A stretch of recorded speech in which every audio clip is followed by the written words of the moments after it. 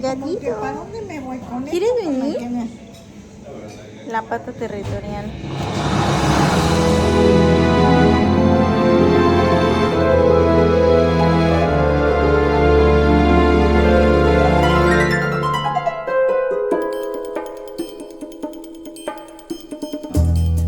Hola amigos, oigan, hoy nos encontramos en Estambul, una de las ciudades famosas por ser de las pocas ciudades que está dividida entre dos continentes. El estrecho del Bósforo la divide entre Europa y Asia. Ahorita nos encontramos enfrente de la Mezquita Azul, una de las más famosas de Estambul, y estamos en la zona europea. Antes fue conocida como la ciudad de Constantinopla y vamos a descubrirla juntos.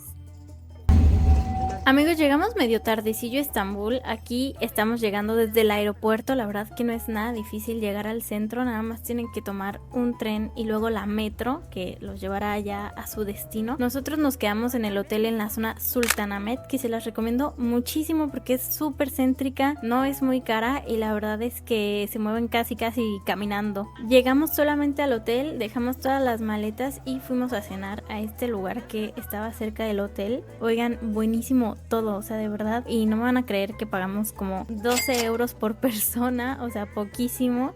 Nos trajeron estos platitos, miren, acá está el hummus, una ensalada de papas, una crema de yogurt griego con menta, una cosa que parece como pico de gallo, berenjenas con jitomate y estos rollitos que adentro parecía que tenían carne, pero nos dijeron que era arroz. Nos invitaron también un té de granada buenísimo, súper típico turco, o sea, de verdad que lo venden en todos lados y súper lo tienen que probar. Pedimos el falafel, que son como albóndigas de garbanzos o habas, y obviamente, amigos, la pizza turca. Hay de diferentes tipos, pero esta estaba buenísima. Otra cosa que me sorprendió muchísimo apenas llegamos a Estambul fue lo viva que estaba la ciudad, incluso súper tarde. Eran como las 11 de la noche y yo esperaba encontrarme todo cerrado, pero no. Había tiendas abiertas, restaurantes llenísimos, gente caminando por todos lados y muchísimo movimiento en las calles. O sea, de verdad sentías que la ciudad seguía despierta. ¡Qué rico! Estos son para el té de Mira, granada. para las infusiones, ¿sí puedes? Té de manzana verde. Y esos son como los de Narnia. Demasiado amables, nos dieron esto cosito. Oigan, esto que yo llamo cosito en realidad se llama sarma lokum y es una versión más moderna del tradicional lokum otomano. A diferencia del clásico que tiene una textura más gelatinosa, esta versión es muchísimo más cremosa y suele llevar frutos secos como pistache, avellana, almendras y cosas así. Es súper típico en Turquía y normalmente te lo ofrecen con té o café como una forma de hospitalidad. Y por cierto, sarma literalmente significa enrollado. Oigan, nos acaban de dar esto. Está buenísimo. Y todo se ve buenísimo, la verdad. Ay, no estaba grabando, me lleva la popó. Oye, no estaba grabando. Estaba diciendo que aquí me compré estos tenisukis. Vean, estos tenisukis me compré aquí. La verdad es que están muy pro, mire, presumo. Y sí, literalmente la primera noche terminé comprándome unos tenis. Pero bueno, les grabé al día siguiente la tienda, es de día, pero en realidad me los compré en la noche, apenas llegamos. Creo que en ese momento no grabé nada. Si hay algo por lo que Turquía es famosa, es por todas las cosas que puedes encontrar aquí, de ropa, bolsas, zapatos, piel, accesorios, o sea, de todo. Pero bueno, eso es tema de más adelante. Cuando vayamos al Gran Bazar les voy a contar bien toda la historia de por qué pasa esto aquí en Turquía. Amigos, ya es el día siguiente y nosotros fuimos a desayunar a un lugar que se llama The Rabbit Hole Coffee, que estaba 10 de 10, se los súper recomiendo. Miren quién vino a acompañarnos a comer, un gatito. La verdad es que si vienen a Estambul van a ver un montón de gatos por todos lados y no es casualidad, es una historia súper interesante porque cuando Estambul era Constantinopla, era un puerto enorme, uno de los centros comerciales más importantes del mundo. Llegaban muchísimos barcos aquí con mercancía y en ellos llegaron también los gatos, que en ese momento eran importantísimos para controlar ratones y plagas y proteger la comida. Con el tiempo los gatos se quedaron en la ciudad y se volvieron parte del día a día. Otra cosa interesante es que se les tiene mucho respeto porque en la tradición islámica el profeta Mohammed apreciaba muchísimo a los gatos y los cuidaba. Eso también influyó bastante en que al día de hoy se les tenga tanto cariño. De hecho pueden entrar a todos lados, entran a tiendas, restaurantes, cafeterías, no tienen como que zonas prohibidas y además en muchas calles hay incluso maquinitas o puntos donde la gente puede donar para ayudar a alimentarlos. Para desayunar me pedí estos huevos que se llaman menemen y se me imaginan mucho a unos huevos a la mexicana. Daniel se pidió un desayuno turco que son huevos, ensaladas, aceitunas, un salame, fruta y mermelada. Oigan, ya les digo que la verdad la comida turca y mexicana se parece bastante. Para tomar me pedí un capuchino y un café turco. Oigan, el café turco 10 de 10. Lo único, recomendación, no le vayan a andar girando como yo porque luego toda la poza ahí se la van a estar tomando. Ahora sí, amigos, vamos a visitar las mezquitas. Algo importante que tienen que tener en cuenta si vienen a Estambul y quieren visitar las mezquitas es que sí se pueden visitar y de hecho casi todas son gratuitas. La única que es de pago es la Hagia Sofía, pero fuera de eso se puede entrar gratis a las demás. Eso sí, hay que tener muy en cuenta los horarios de rezo porque no se puede entrar mientras la gente está rezando. En el Islam se reza 5 veces al día. Los horarios exactos cambian un poquito dependiendo de la época del año, así que revisen bien antes de ir. Aunque honestamente se van a dar cuenta cuando llegue la hora del rezo, porque literalmente se escucha el llamado a la oración por toda la ciudad desde los altavoces.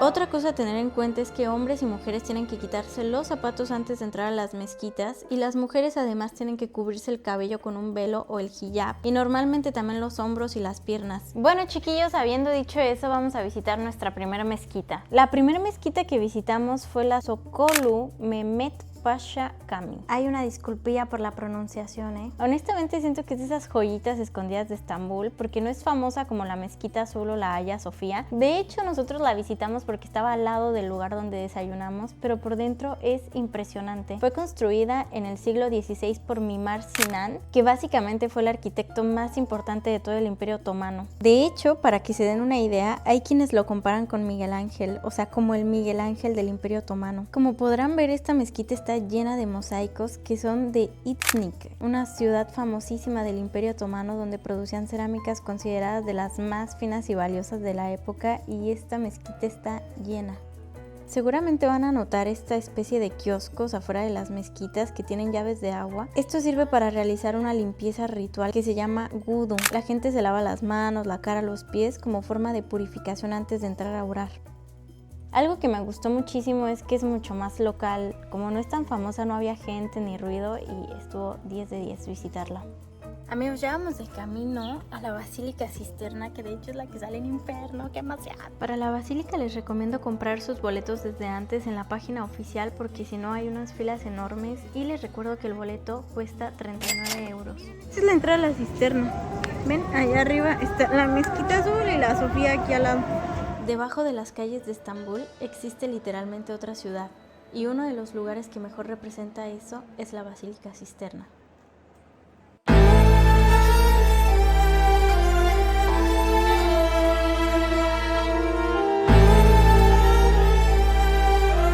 Aunque el nombre puede engañar, realmente nunca fue una iglesia. De hecho, la palabra basílica en la época romana no necesariamente significaba un templo cristiano, sino simplemente un gran recinto público. Y se cree que aquí existía una enorme basílica, razón por la cual esta cisterna terminó heredando el nombre. Esta estructura fue mandada a construir en el siglo VI por el emperador bizantino Justiniano I, el mismo emperador relacionado con la reconstrucción de la Hagia Sofía, que en ese entonces todavía no era una mezquita, era una catedral cristiana del Imperio bizantino.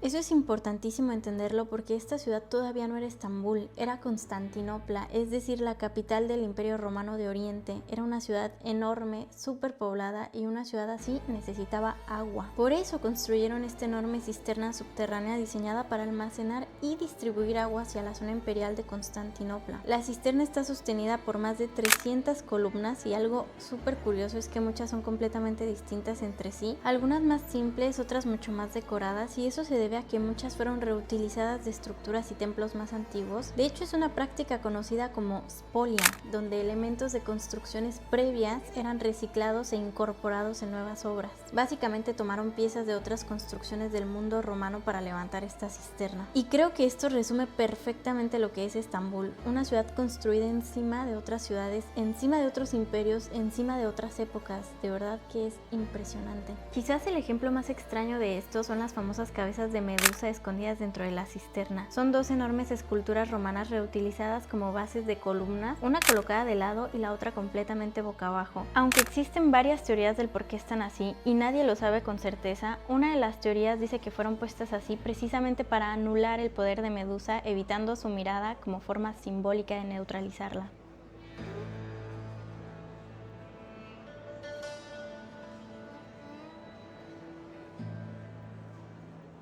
Amigos, ahora próxima parada, Mezquita Azul. Aquí sí que venís temprano porque dan la fila para entrar allá.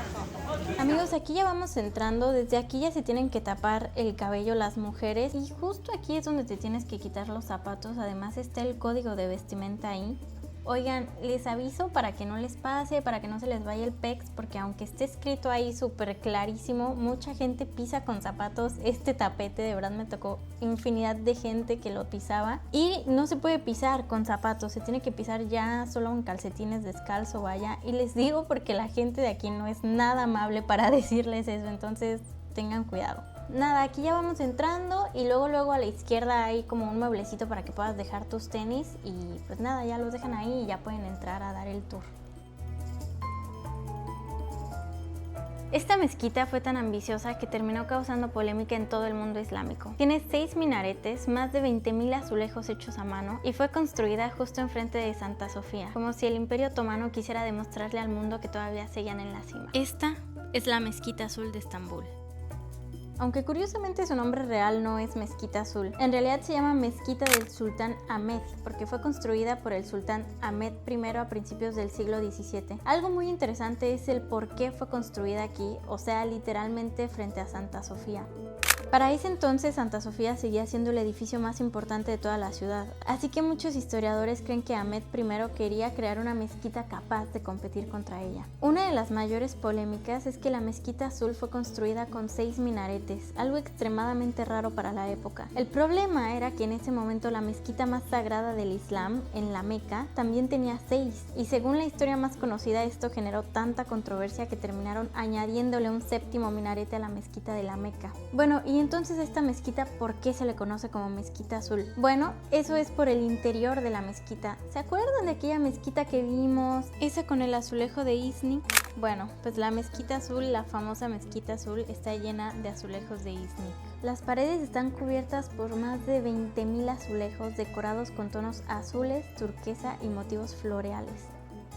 Algo muy interesante del Islam es que a diferencia de muchas iglesias cristianas, aquí no vas a encontrar figuras humanas o santos representados en las paredes. En lugar de eso, el arte islámico utiliza patrones geométricos, caligrafía y símbolos naturales, especialmente flores. Por ejemplo, el tulipán era un símbolo muy importante en el Imperio Otomano y estaba asociado con la nobleza, el poder y hasta la espiritualidad. En esta mezquita cada detalle tiene un propósito. Por ejemplo, toda la mezquita está orientada hacia la Meca, la ciudad más sagrada del Islam, y el nicho principal de oración, conocido como el mihrab, marca exactamente esa dirección. Pero este lugar no fue solamente una mezquita, en realidad era un complejo completo. Aquí había escuelas religiosas, zonas de caridad, mercados, fuentes e incluso mausoleos. Era prácticamente una pequeña ciudad construida alrededor de la religión. Y de hecho, algo todavía más curioso es que el propio Sultán Ahmed I está enterrado dentro del complejo. Ah, y por cierto, si voltean hacia arriba van a notar algo bastante raro en las lámparas. Ahí, ¿ya lo vieron? Huevos de avestruz. Sí, huevos de avestruz reales. Tradicionalmente se colocaban porque se creía que ayudaban a evitar los insectos y telarañas dentro de la mezquita, aunque hoy muchos lo consideran más una tradición histórica. Ya también el gatito andaba ready para la oración. Amigos, después de esto ya nos fuimos a comer porque ahora sí ya nos rugía la tripa y ya hacía falta. Llegamos a este restaurante que se llama Trip Partners y nada, ya se hace sed de la mala, entonces me pedí una cervezuki para ver qué tal y la verdad me gustó. Para comer me pedí el Iskender Kebab, que es carne de cordero en salsa de jitomate y yogurt griego. Mi mamá se pidió un kebab de pollito. Daniel se pidió una sopa de lentejas con limón, que la verdad yo eso de las lentejas y el limón como que decía, pero estaba muy bueno la verdad. Dani también se pidió este que es como una entradita. Y Chio pidió un borek, que básicamente es como un pastelito de masa madre relleno de espinaca y queso. Y ya de ahí, ahora sí nos fuimos al Gran Bazar.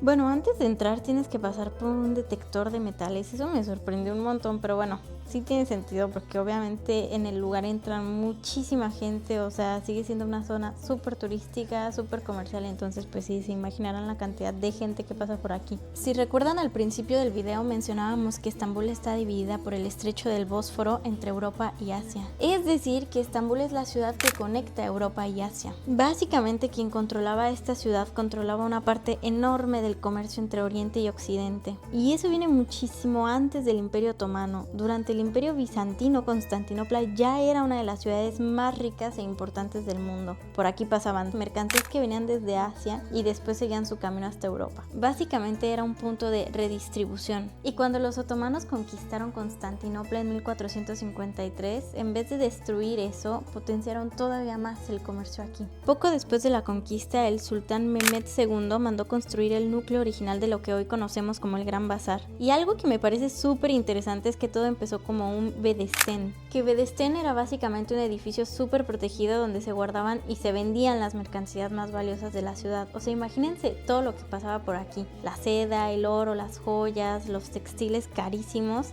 y esos productos necesitaban estar seguros. Poco a poco alrededor de este núcleo empezaron a aparecer más tiendas, talleres, cafés, almacenes, hasta convertirse en el gigantesco laberinto que vemos hoy. De hecho, el Gran Bazar actualmente tiene más de 60 calles techadas y alrededor de 4000 tiendas. No sé ustedes, pero a mí me vuela la cabeza pensar cómo este lugar, después de tantos años que han pasado, sigue siendo igual al día de hoy. En el sentido que al día de hoy el Bósforo sigue siendo una de las rutas marítimas más importantes del mundo. Miles de barcos siguen cruzando por aquí conectando Europa y Asia, igual que hace cientos de años. Y aunque hoy en día el Gran Bazar sea un lugar turístico y muchos locales digan que no vienen a comprar aquí, honestamente yo sí les recomendaría muchísimo visitarlo, porque más allá de comprar cosas, de verdad se siente como hacer un viaje en el tiempo. Bueno, saliendo del Gran Bazar literalmente caminamos una calle derecho y llegamos a otro de los mercados más famosos de la ciudad, obviamente el Bazar de las Especias. Son dos bazares diferentes, a veces se confunden, pero sí tienen que salir del Gran Bazar para llegar al de las especias. Este bazar sí está muy especializado en especias, vaya la redundancia, en tés, perfumes, frutos secos, saben, productos exóticos que llegaban desde Oriente. Y algo curioso es que también se le conoce como el bazar egipcio, justo porque durante el Imperio Otomano muchísimas mercancías y parte de los ingresos relacionados con este mercado venían desde Egipto, que era la clave para las rutas comerciales hacia India y Asia. No manchen, está impresionante aquí, vean.